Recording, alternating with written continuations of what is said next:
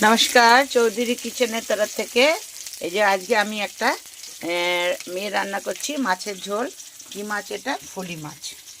ফলি মাছের ঝোল বানাবো। আর কি দিয়ে, এই যে কিছুটা ভেজে রেখেছি, কিছুটা ভাজি। আর কি দিয়ে বানাবো এই দেখো, এর মধ্যে আছে জিরা, কালো জিরা, আদা, আর এই যে ডাঁটা, রোদ্রু লাগছে, ডাঁটা আর আলু দিয়ে ঝোল করব। বেগুন দিলে আরও ভালো হতো, কিন্তু আমি বেগুন খাই না, প্রবলেম আছে, ওই জন্য। আর আপনারা কেমন করে রান্না করেন জানি না।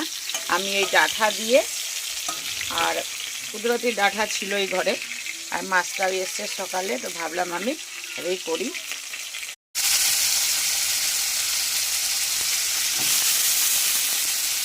একটু পাঁচফোড়ন দিয়ে এটা ছকে দিলাম।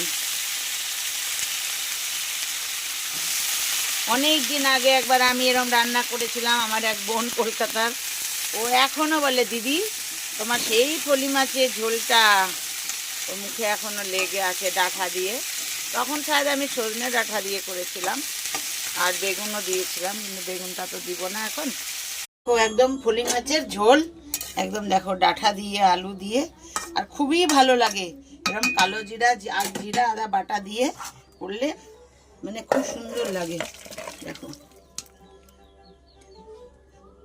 যারা জানে তারা তো ঠিক আছে, যারা না জানো এরকম করে একবার বানিয়ে খেয়ে দেখবে, যে ঝোলটা, মানে এই ঝোলটা পেলে যেন মনে হয় কি অমৃত। বাস, আর একটুখানি একটু দিয়ে দেবো ধনে পাতা। ধনে পাতাটা তো একদম ও হয়ে গেছে, মানে দিতেই হবে।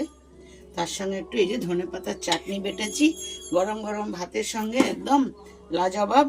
আর ভালো লাগলে লাইক, কমেন্ট, শেয়ার, চৌধুরী কিচেনের করে সার্চ করে একটা সাবস্ক্রাইব, লাইক, কমেন্ট, শেয়ার।